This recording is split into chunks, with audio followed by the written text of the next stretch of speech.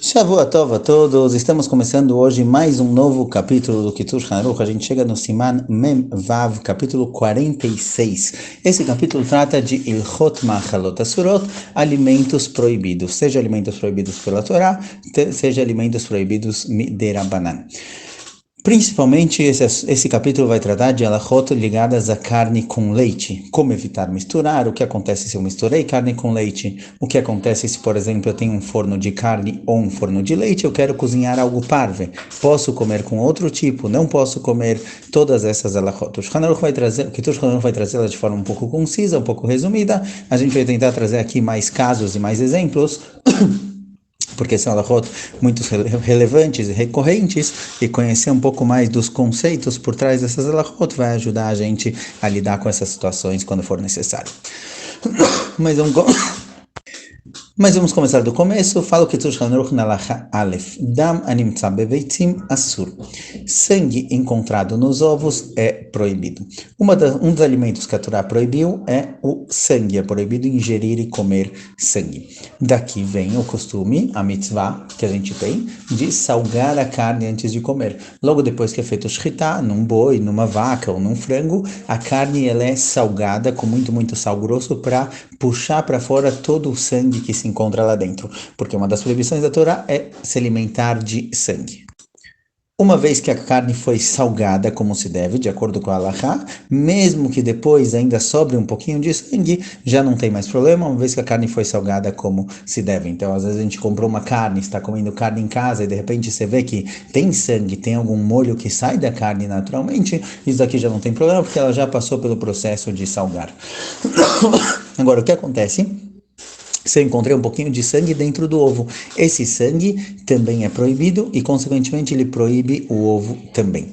O sangue que aparece no ovo, às vezes, pode ser, possivelmente, temos dois tipos de ovos, principalmente, certo? Temos ovos galados, são ovos no quais, dentro do galinheiro, onde tinham as galinhas, tinha também um galo, e tem ovos não galados, são ovos que são produzidos pela galinha sem a participação do galo.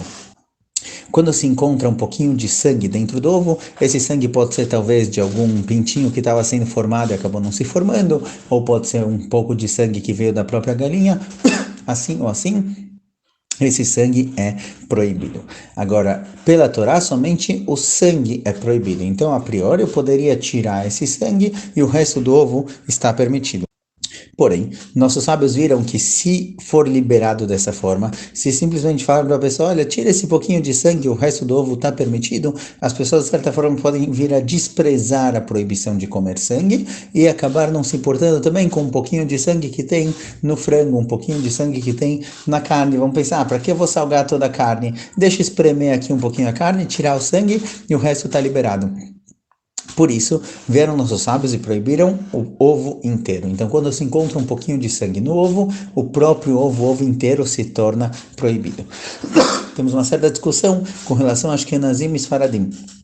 Para Ashkenazim, independente onde se encontra o sangue, o ovo inteiro está proibido. Para Sfaradim, depende. Se o ovo foi encontrado na gema, realmente está proibido. Porém, se a manchinha de sangue está somente na clara do ovo, é permitido tirar o sangue e o resto do ovo continua sendo permitido.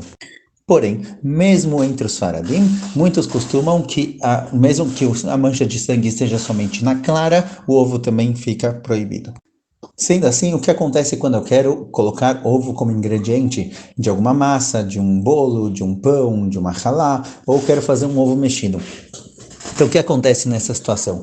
Seja de acordo com o costume Ashkenazim, que qualquer manchinha de sangue proíbe o ovo inteiro, seja de acordo com o costume Sfaradi, que muitos trazem também que o ovo fica proibido. O que eu faço? Então, deve-se verificar o ovo antes de preparar ele. Então, o que se faz? Se pega às vezes um copo de vidro, algum potinho, de preferência transparente, se quebra o ovo, joga o ovo cru dentro do pote e verifica se tem sangue ou se não. Se o copo é transparente, dá para ver de todos os lados. Se não, você pode mexer um pouquinho para ver se encontra lá um pouquinho de sangue em algum lugar.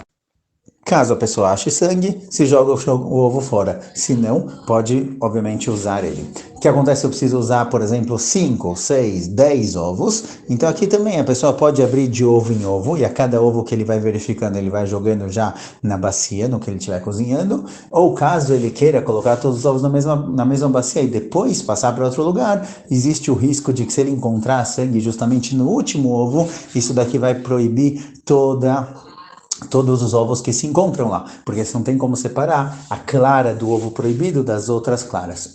Então, o ideal é que realmente se abra de ovo em ovo. Quando a pessoa faz dessa forma, não existe o risco de acabar perdendo todos os ovos. Agora, o que acontece se eu quero fazer, por exemplo, um ovo cozido? Eu não quero abrir o ovo antes de preparar ele, eu quero comer um ovo cozido ou algo do tipo. Então, nessa situação, já que na grande maioria dos ovos não se encontra sangue, então não tem problema nenhum cozinhar um ovo numa panela. Preferencialmente, o ideal é que tenha mais ovos, não se cozinhe um ovo só, se cozinhe pelo menos 3 ovos, ou qualquer número de ovos ímpar, porque aí caso um dos ovos realmente tenha um pouco de sangue, ele se torne proibido, eu tenho uma maioria de ovos permitidos, e isso daqui faz com que a panela não fique proibida, nem nada do tipo. Então alguém que quer cozinhar ovo, preferencialmente ele deve colocar mais ovos juntos. Isso é principalmente ligado a ovos galados. Ovos não galados, mesmo que se encontre lá um pouquinho, alguma mancha vermelha, por não ser um ovo galado, a chance de ter aqui realmente sangue de frango ou algo que, se Hazar permitissem esse sangue, a pessoa venha comer o sangue do frango. Então, em ovos não galados, a proibição é mais leve, mas mesmo assim, muitos poskim trazem que, de qualquer jeito, considerando o valor do ovo hoje em dia e considerando a perca, mesmo em ovos não galados, caso a pessoa ache uma manchinha de sangue, deve-se jogar esse ovo fora. Então, de novo, de acordo com o costume ashkenazi, se tem uma manchinha de sangue, todo ovo está proibido. De acordo com o costume sefaradim, temos duas opiniões. Tem quem diga que o ovo inteiro está proibido, tem quem diga que pode só tirar um pouquinho de sangue, caso ele se encontre na clara, você tira o pouquinho de sangue que tem lá na clara, e o resto do ovo se torna permitido. Então é necessário verificar os ovos antes de colocar eles numa bacia, antes de usar eles como ingrediente para alguma coisa. Caso a pessoa não queira abrir os ovos porque é um ovo cozido, pode-se cozinhar o ovo assim sem problema nenhum, porque a grande maioria dos ovos não tem sangue, mas de qualquer jeito o ideal é que se coloque mais alguns ovos, pelo menos um número ímpar, que caso um deles esteja com sangue, pelo menos temos 2 contra ele que estão sem sangue, já que temos a maioria permitido, isso torna todo o alimento permitido e a panela não fica proibida. Obviamente, o próprio ovo no qual se encontra sangue, ele de qualquer jeito vai estar proibido. Al-Habet, Dam Dagim Mutar, sangue de peixes é permitido. Hazal, a Torá e Hazal somente proibiram sangue de animais sobre os quais existe a mitzvah de fazer shritá e tirar o sangue.